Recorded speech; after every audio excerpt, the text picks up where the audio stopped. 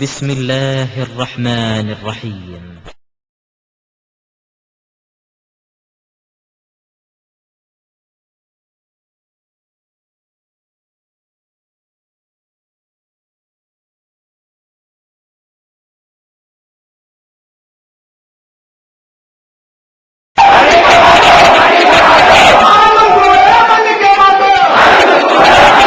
எச்சரிக்கை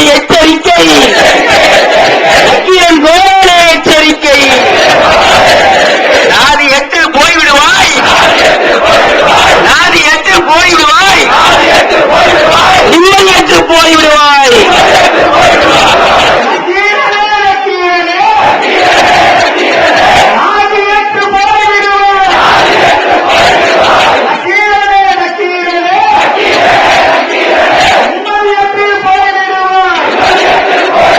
நாயத்தை இழிவுபடுத்தும் நபிகள், நாயத்தை இழிவுபடுத்தும்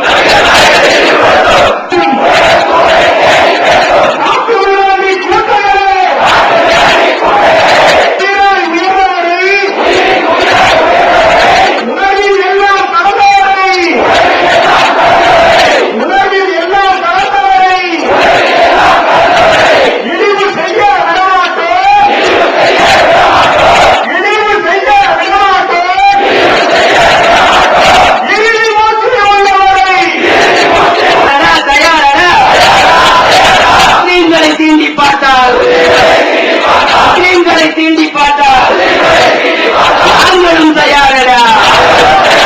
உலகமே போற்றும் முத்தமரின், உலகம் போற்றும் முத்தமரின், உலகம் போற்றும் முத்தமரின் கண்ணியத்தை காப்பதற்கு, கண்ணியத்தை காப்பதற்கு உயிரை விடவும் தயாரடா, உயிரை விடவும் தயாரடா.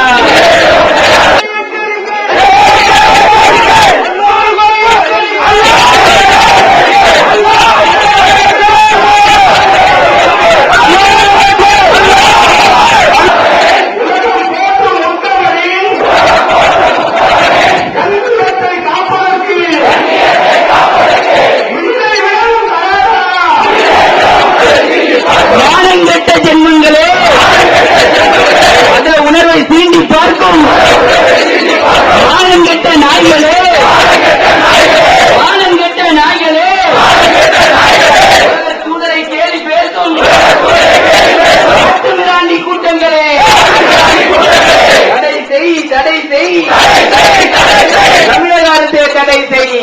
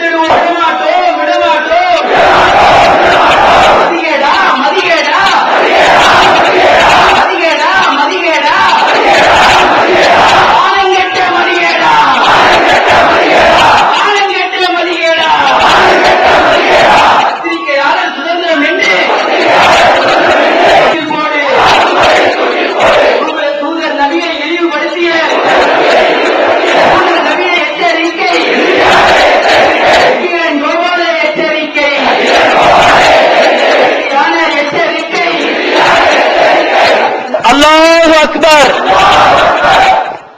கண்ணியத்திற்குரிய சகோதர சகோதரிகளே, நக்கீரன் வார இதழின் தொடர் இஸ்லாமிய விரோத போக்கை கண்டித்து அந்த இதழுக்கும் அந்த நிறுவனத்திற்கும் இறுதி எச்சரிக்கை கொடுப்பதற்காகவும்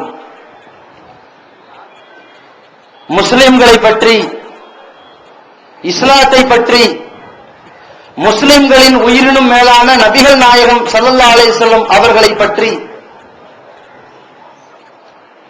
பதிப்பகம் வெளியிடக்கூடியவர்கள் மற்றும் கட்டுரை எழுதக்கூடியவர்களுக்கும் அவர்களை பற்றி பிரசுரிக்கின்ற அனைத்து பத்திரிகையாளர்களுக்கும் இறுதி அறிவிப்பு நடத்தக்கூடிய போராட்டத்தில் நாம் எல்லாம் ஒன்று குழும்பி இருக்கின்றோம்.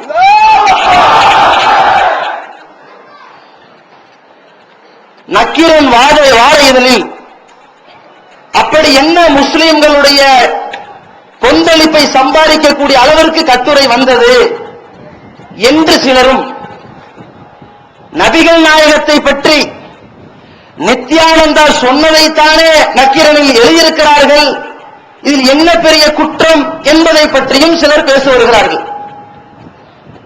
முதலில் இந்த போராட்டம் எதற்காக என்பதை அனைத்து தரப்பு மக்களும் நியாயமாக உணர்ந்து கொள்ள வேண்டும். பொதுவாக பத்திரிகைகளை பொறுத்தவரைக்கும் ஒரு செய்தியை ஊரறிய, உலகறிய, நாடறிய எடுத்துச் சொல்வதற்கு தான் அவர்களுடைய நோக்கமே. ஒரு இடத்திலே சம்பவம் வெடிக்கிறது என்றால் அந்த சம்பவத்தை ஆலைசி ஆராய்ந்து உண்மை ரூபத்தை வெளிக்கொண்டு வரக்கூடிய கடமையை செய்யக்கூடியவர்கள் துரிதமான செய்திகளை மக்களிடத்தில் எடுத்துச் சொல்வதற்காகவும் உண்மையான செய்திகளை மக்களிடத்தில் எடுத்துச் சொல்வதற்காகவும் பத்திரிகைகளை பிரபலியப்படுத்துவதற்கு ஒரு வாய்ப்பு இருக்கிறது. அதுதான் இயல்பு. ஆனால் நக்கீரன் போன்ற வகைராக்கள் கொண்ட பத்திரிகைகள் எல்லாம் மக்களிடத்தில் பப்ளிசிட்டி ஆக வேண்டும் என்பதற்காக மட்டுமே, மக்களிடத்தில் பெயர் பெற வேண்டும் என்பதற்காக மட்டுமே ஏதாவது ஆபாச கட்டுரைகளை எடுத்து மக்களிடத்திலே விநியோகம் செய்து கொண்டிருக்கின்ற, ஒரு வியாபாரம் நடத்தி கொண்டிருக்கின்ற மஞ்சள் பத்திரிகை நடத்தக்கூடிய வேலை செய்கிறார்கள். அது மட்டும் இல்லாமல் இஸ்லாமிய சமூகத்தை தாக்கி எழுதினால், முஸ்லிம்களை திட்டி எழுதினால், ஏதாவது சம்பந்தமில்லாத கட்டுரையிலே நபிகள் நாயகத்தை சீண்டி எழுதினால் முஸ்லிம்களிடத்திலே கொந்தளிப்பு ஏற்படுமே, அதனால் நிறைய பத்திரிகைகளை வாங்குவார்களே என்ற ஒரு கோர புத்தி கொண்ட பப்ளிசிட்டியை விளங்கி இந்த மாதிரியான முஸ்லிம் விரோத போக்கை கடைபிடித்து வருகிறார்கள். இது இன்று நேற்றுமா இந்த நக்கீரன் செய்து வருகிறது, புதிதாக உண்டாக்கி இருக்கிறது. இன்றைக்கு இந்த அப்பாவி பெண்களை நாசமாக்கி அப்பாவி சமுதாயத்தை அவர்களுடைய காசுகளை அபகரித்த நித்யானந்தா கும்பலை பற்றி கட்டுரை எழுத வேண்டியவர்கள் அதை பற்றி எழுதியதோடு விட்டுவிடாமல், அந்த நித்யானந்தா சொன்னானாம் இயேசுவும் நான் தான், முகமது நபியும் நான் தான் என்று சொன்னதாக ஒரு செய்தியை போட்டு அதற்கு நான் தான் நபிகள் நாயகம் என்று ஒரு இலக்கிய வடிவத்தில் தலைப்பை போட்டு, பார்த்தீர்களா நித்யானந்தா நபிகள் நாயகம் என்றும் தன்னை சொல்லி இருக்கிறான் என்று மக்களிடத்திலே விளம்பரப்படுத்துகிறார்கள். இந்த விளம்பரப்படுத்துவதன் மூலமாக நக்கீரன் இந்த சமுதாயத்திற்கு எந்த செய்தியை கொண்டு வருகிறான் தெரியுமா? அவன் நோக்கம் என்ன தெரியுமா? மக்களிடத்திலே கேள்வி கேட்டு வரும் பொழுது அது நித்யானந்தா சொன்னதைத்தான் நான் போட்டேன்னு சொல்கிறான். ஆனால் உண்மை நோக்கம் என்ன? இந்த கேவலப்பட்ட நித்யானந்தா மாட்டிக்கொண்டது போல, கற்பழிப்பில் சிக்கி தவிக்கிறது போல, ஓடி ஒளியறது போலதான் எல்லா கூட்டமும் அதான் நபிகள் நாயகம் என்பதாக திருச்சி வம்புக்கு இழுக்கிற வேலையைத்தான் நக்கீரன் இதழ் செய்திருக்கிறது. கேட்டா என்ன பண்றான்? அவனை தொடர்பு கொண்டு ஏன் இந்த மாதிரி நான் தான் நபிகள் நாயகம் என்று நித்யானந்தா சொன்னதா போடுறீங்கன்னு கேட்டா, நாங்களா சொன்னோம், நித்யானந்தா சொன்னதுதான போட்டோம். அப்ப நித்யானந்தா நான் தான் இயேசுன்னு சொன்னா அதை போட்டுக்க வேண்டியதானே, நித்யானந்தா நான் தான் விவேகானந்தன் சொன்னா அதை போட வேண்டியதானு கேட்டா, அவங்களுக்கு அப்படி தலை போட்டா பப்ளிசிட்டி வராது, இல்லைங்க பேப்பர் வாங்க மாட்டாங்கல்ல. நான் தான் நபிகள் நாயகன் போட்டா கொந்தளிப்பீங்கல்ல, அதற்கு தாங்குறாங்க. அப்ப எங்க எச்சரிக்கை எப்படி இருக்குன்னு காட்டுறதுக்கு தான் முதல் கட்டம் இது. அப்ப நான் கேட்கிறேன், உன்னுடைய பப்ளிசிட்டிக்காக வேண்டி நபிகள் நாயகத்தை இழிவுபடுத்தி போடணும் நினைத்தால் நீ பப்ளிசிட்டிக்கு அதை கூட பண்ண வேண்டாம். உனக்கு ஐடியா நாங்களே சொல்றோம். நக்கீரன் கோபாலுடைய பொண்டாட்டியை நித்யானந்தா கடத்தி சென்று விட்டார் என்று நான் சொல்ல, நித்யானந்தா சொன்னாரு நான் போட்ட. அப்படி நாங்க மானகட்ட சேவை செய்ய மாட்டோம். நக்கீரன் மேல உள்ள கோபத்துல பொண்டாட்டி இழுக்க மாட்டோம். சொன்னால் நீ ஏற்றுக்கொள்வாயா? நீ என்ன கேட்ப? அடே அவன் சொன்னாலும் ஏண்டா போட்டன்னு கேட்பையா இல்லையா? அப்ப என்ன இயல்பு தெரியுது? பத்திரிகை தர்மம் என்னன்னு புரியுது? ஒருவனை பற்றி விமர்சித்தால், ஒரு விஷயத்தை மக்களிடத்தில் சொன்னால் எந்த சட்ட ஒழுங்கு பிரச்சனை வருமோ, அது எவ்வளவு பெரிய குற்றமோ, அதே செய்தியை அவர் சொன்னதாக பிரசுரித்தாலும் குற்றம் என்பதை ஏன் நீ உணர்ந்து கொள்ளவில்லை? அடே ஓ மான பிரச்சனை, ஓ வீட்டு பொம்பளைங்களை இழுத்தால் உனக்கு எப்படி கொதிப்படையுதோ, உனக்கு வரலாம் வராம கூட இருக்கலாம். ஏன்னா பப்ளிசிட்டி தானே முக்கியம், வராம இருக்கலாம். ஆனால் முஸ்லிம்களை பொறுத்த வரைக்கும் உயிரை விட மேலாக ஒரு தூதரை இந்த உலகத்தில் மதிக்கிறது என்றால் அது நபிகள் நாயகம். இந்த கோபாலை விட கோடான கோடி மக்களுடைய கோபம் எப்பேற்பட்டதுன்னு தெரியுமா உனக்கு? அந்த கோபத்தை இறுதி எச்சரிக்கையாக விட்டுத்தான் செய்துகிறோம். கடைசி வார்த்தை, நீ இப்படி பப்ளிசிட்டி பண்ணுவதற்காக இந்த நேரத்தில் நித்யானந்தாவை தூக்கிவிட்ட இந்த நக்கீரன் இன்டர்நெட்டுமா செய்கிறார்? இந்த போராட்டத்திற்கு அடுத்தபடியாக இந்த ஜமாத் எந்த போராட்டத்தையும் நடத்தப் போவது கிடையாது. காவல்துறை அதிகாரிகளுக்கும் தெரிவிக்கிறோம், பத்திரிகையாளர்களுக்கும் தெரிவிக்கிறோம், நீங்கள் இஸ்லாத்தை பற்றி எழுத விரும்பினால், நபிகள் நாயகத்தை பற்றி, அவர்களுடைய வாழ்க்கையை பற்றி, அந்த படிப்பினை பற்றி பதிவு செய்ய விரும்பினால் எங்களிடத்தில் கேளுங்கள். உண்மையான தெல்ல தெளிவான பகுத்தறிவுபூர்வமான அறிவுபூர்வமான ஆக்கப்பூர்வமான ஆர்டிக்கல் நாங்கள் அள்ளித்தரோம். பப்ளிசிட்டி எதிர்பார்த்து இந்த நக்கீரன் நாய்கள் செய்ததை நீங்கள் கடைபிடித்தால், வட மாநிலங்களில் மராத்தியர்கள் அநியாயத்திற்காக பத்திரிகை அலுவலகத்தை உடைப்பதை நியாயத்திற்காக இந்த சமுதாயம் செய்ய வேண்டிய நிலை. ஒரு ஒட்டுமொத்த இஸ்லாமிய சமுதாயத்தை சீண்டி பார்த்து நாட்டை ரணகலம் ஆக்க நினைக்கின்ற இந்த பத்திரிகையாளர்களுடைய இந்த வேலைக்கு கடுமையான நடவடிக்கை எடுத்து தீர வேண்டும் என்று இந்த கூட்டத்தின் வாயிலாக உங்களுக்கு ஒரு வேண்டுகோளை, ஒரு கோரிக்கை வைத்துக் கொள்கிறோம். அடுத்தபடியாக இந்த சமுதாயம் முதல் கட்டமாக அதிரடியாக இந்த பத்திரிகையாளர்களுக்கு இறுதி எச்சரிக்கைக்காக திரண்ட கூட்டம். இதற்காக வேண்டி எந்த பேனர்களோ போஸ்டர்களோ விளம்பர சுவரொட்டிகளோ ஏற்பாடு செய்யப்படாமல் 10 பைசா பெருமானம் உள்ள, வெறும் 10 பைசா பெருமானம் உள்ள மெசேஜிலே திரண்ட கூட்டம். நாளைக்கு இது போன்ற காரியங்கள் தொடருமானால் இந்த ஜான் பஜாரில் கூடிய கூட்டம் தமிழகம் முழுவதும் திணறும் என்பதை எச்சரிக்கையாக சொல்கிறேன். இறுதியாக சமுதாயத்திடத்தில் வைக்கின்ற கோரிக்கை, இது போன்ற நபிகள் நாயகம் ஸல்லல்லாஹு அலைஹி வஸல்லம் அவர்களுக்கும் இஸ்லாத்திற்கும் முஸ்லிம்களுக்கும் எதிராக பத்திரிகையாளர்கள் துவேஷமான காரியங்களில் ஈடுபடும் பொழுது, அதற்கு ஜனநாயகத்துக்கு உட்பட்டு நியாயமான போராட்டங்களுக்கு அழைப்பு விடுக்கும் பொழுது அணிவகுக்கின்ற, ஒன்று திரள்கிற, சாதித்து சரித்திரம் படிக்கிற சமுதாயம் நாளைக்கு இது போன்ற காரியம் தொடர்ந்தால், அந்த நேரத்தில் தலைமை உங்களை அழைத்தால் நீங்கள் ஒன்று வருவீர்களா? இன்ஷா அல்லாஹ் அணிதிரள்வோம், சரித்திரம் படிப்போம், சாதித்து காட்டுவோம். இதுவும் செய்ய வரமாட்டோம். இரு முற்றி உள்ளவரை யாரடா யாரடா தயாரடா தயாரடா தயாரடா தயாரடா முஸ்லிம்களை சீண்டு பார்த்தால் நாங்களும் தயாரடா.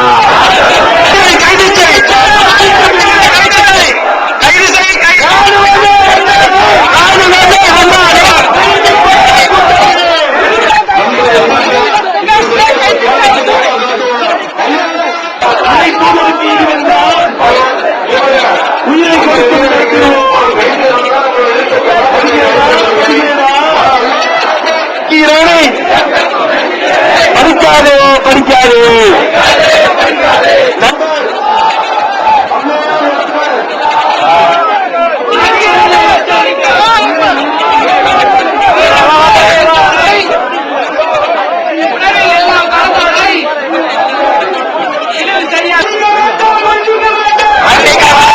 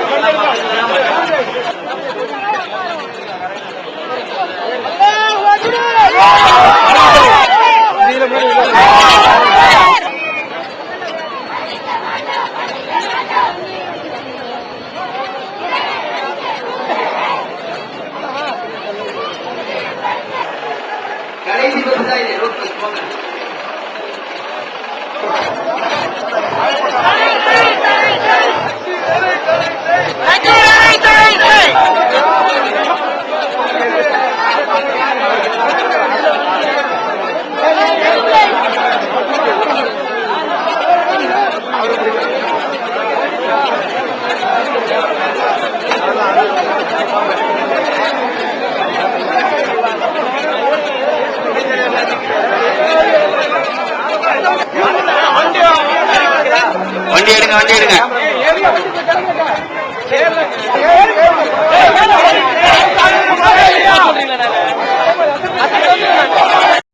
தமிழ்நாடு தௌஹீத் ஜமாஅத்தின் ஆதரவற்றோர் இல்லம் இறைவனுக்கு செய்ய வேண்டிய கடமைகளுக்கு அடுத்தபடியாக பெற்றோரை பேணுவது பற்றி இஸ்லாம் அதிகமாக வலியுறுத்துகிறது. பெற்றோரை பேணாதவர்கள் மறுமையில் வெற்றி பெற முடியாது என்று இஸ்லாம் அறிவுறுத்துகிறது. ஆயினும் இஸ்லாத்தின் இந்த கட்டளையை சில முஸ்லிம்கள் அலட்சியம் செய்து பெற்றோரை வீட்டை விட்டு விரட்டுகின்றனர். பெற்றோரை பிச்சைக்காரர்களாக மாற்றுகின்றனர்.